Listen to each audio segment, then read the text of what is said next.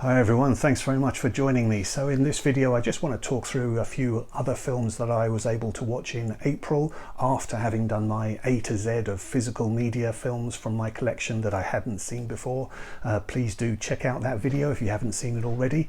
But yeah, quite a busy month for film watching in April, and I did squeeze in a few extras at the end of the month, and they're all from streaming services. Boo, I hear you say. Streaming, gosh, you're not a true physical media collector.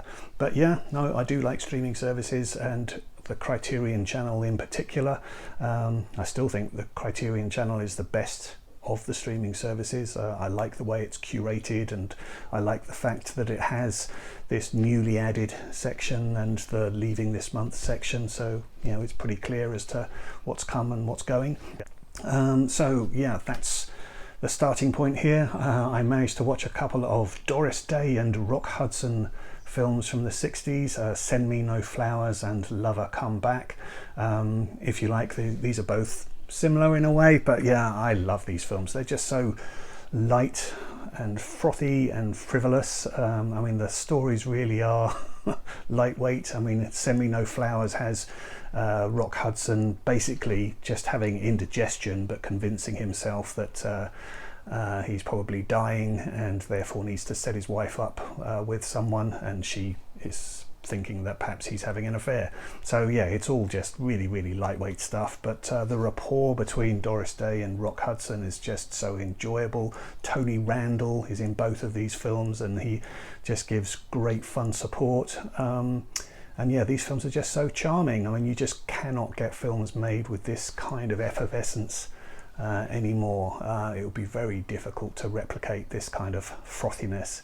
But yeah, I mean, take it or leave it, I guess. I mean, they won't be for everybody, but I absolutely adore these films. I really like Doris Day, and Rock Hudson has great comic timing in these. So yeah, I enjoy both of those.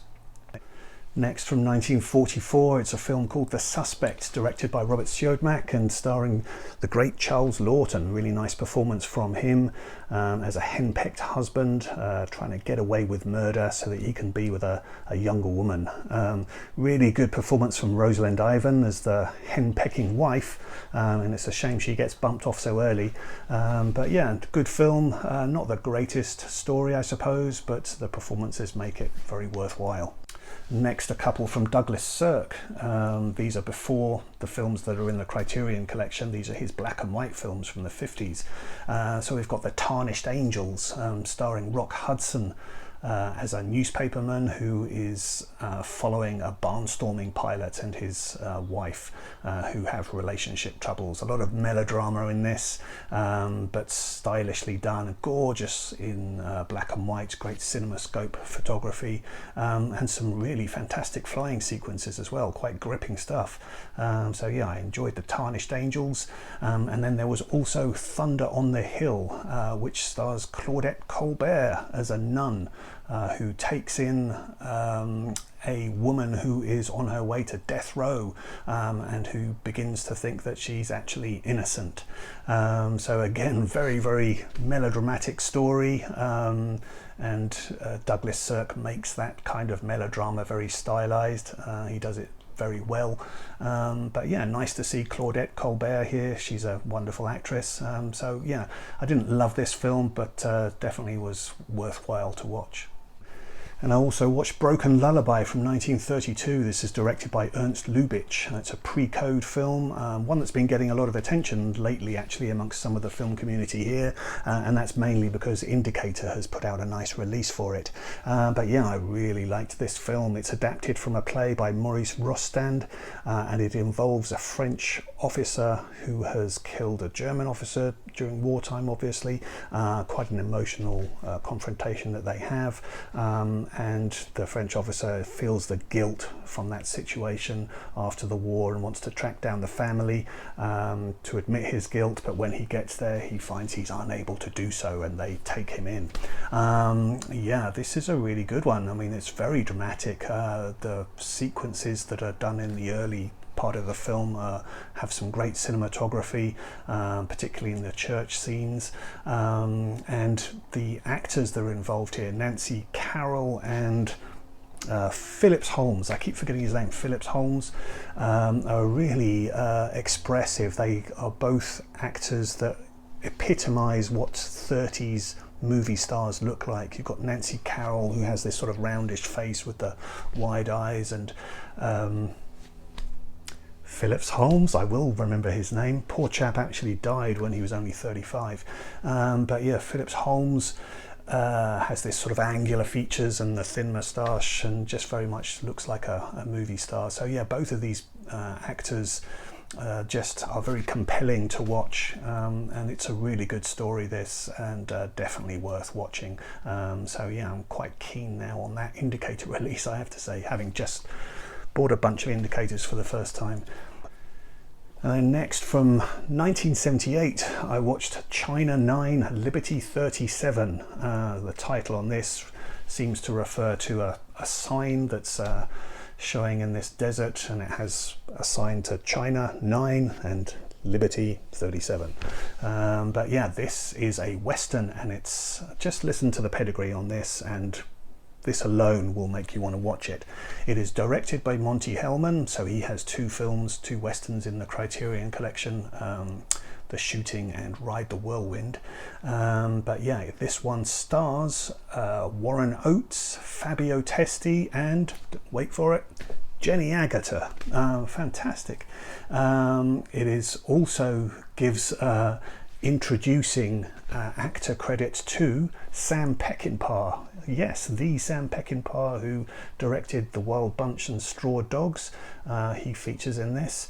And the music score is done by Pino Donaggio, and he has scored many of Brian De Palma's films such as Dressed to Kill and Body Double.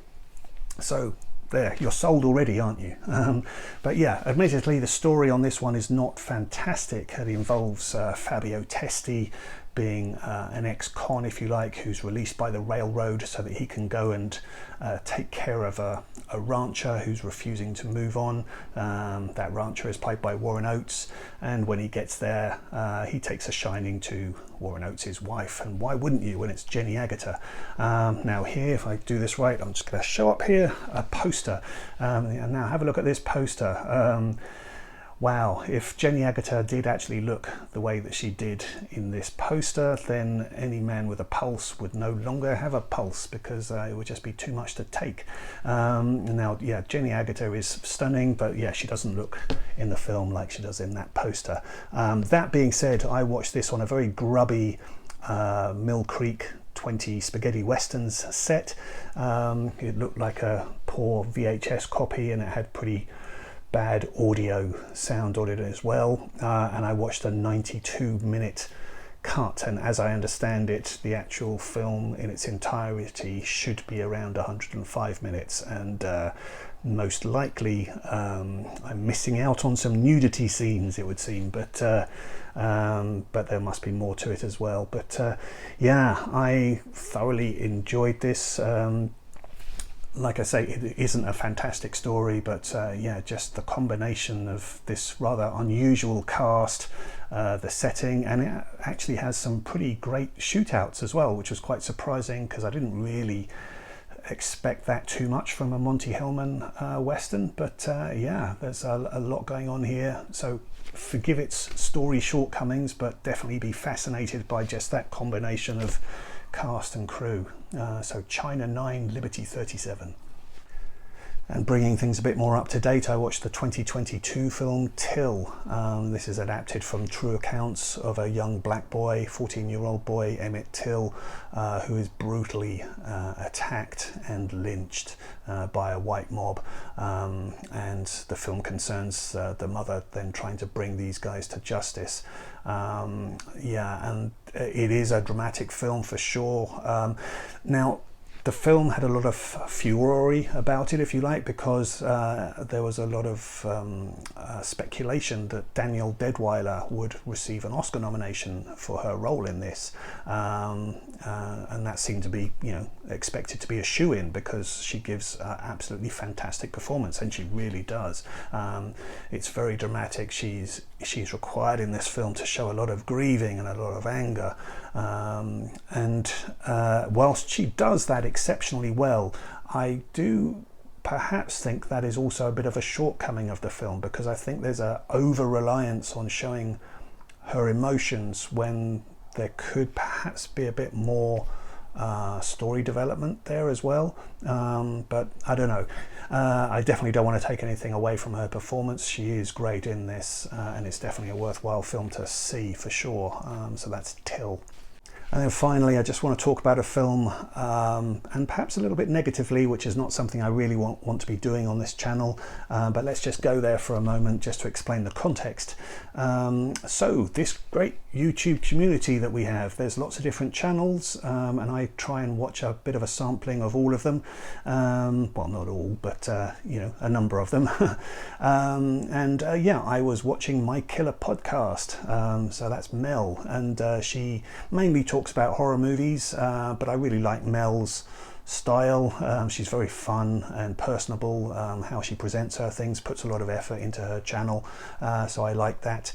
But yeah, she made a recommendation for watching this film that she had discovered at Panic Fest recently, and the film was called Bury the Bride, and it's been launched recently on Tubi, and her hopes and aspirations were that more people would get to see this film so that ultimately it can have a physical release as well. So I thought, okay, Mel, yeah, I'll give it a go and see what I think. Now, before I go any further, then yeah, I guess please do just bear in mind that I'm a bit I don't know, hard to please, I suppose, when it comes to horror films. There's a lot of horror films which for me I just find quite trashy, and I do like to have a bit more out of the story, and that kind of thing, but for many people, I know, you know, all the stuff that's on Shudder or whatever, or straight to video kind of horror movies, you know, people get a lot of satisfaction out of those, and that's totally fine. So just bear that in mind. My opinion here, you know, you will perhaps be ready to disagree with quite quickly. But yeah, for me, Bury the Bride just falls apart within the first few moments.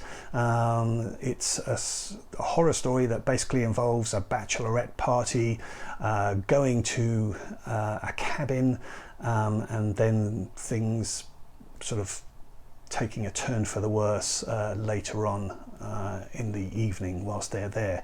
But the reason for me that it falls apart within the first few moments is that whilst the location that is used for this film is a great looking location for a horror film, it just makes no sense whatsoever as to why these girls would go there knowingly, and equally, once they've actually discovered just how horrible it is, that they would stay. So yeah, I was not convinced by that at all, and also I found all of the characters thoroughly unlikable as well, so that's a big problem for me. And when things change a little bit later on, when the bride's fiance and his pals arrive, again, there was just complete implausibility as to the character dynamics here. So yeah, this was all just falling apart very quickly for me. That being said, yes, I mean, if you want some, you know, gory moments and things like that, then it's there. There's a twist, if you like, in the story, but yeah, for me it wasn't very satisfying. There's lots of character decisions in here that just were completely dumb to me, and yeah, I had a pretty miserable time watching it, unfortunately. But so there you go. That's just a kind of honest opinion about this. I'm not trying to knock Mel or anything like that. And like I say, that just gives you a sense of my feelings about a film like this. But yeah, give it a go. I mean, like I say, I mean, maybe that's interesting to you, that the fact that it's, you know, directed by Rob Zombie's son. I mean, like I say, I haven't really watched any of Rob Zombie's films, so so yeah, if you're into that, then maybe you'll get a big kick out of this. Anyway, enough of that. That was my go at watching that. So that's my little roundup. Thanks very much for watching. Please do join me again. I hope I haven't put you off there. Yeah, thanks for your time. I'll see you again. Bye bye.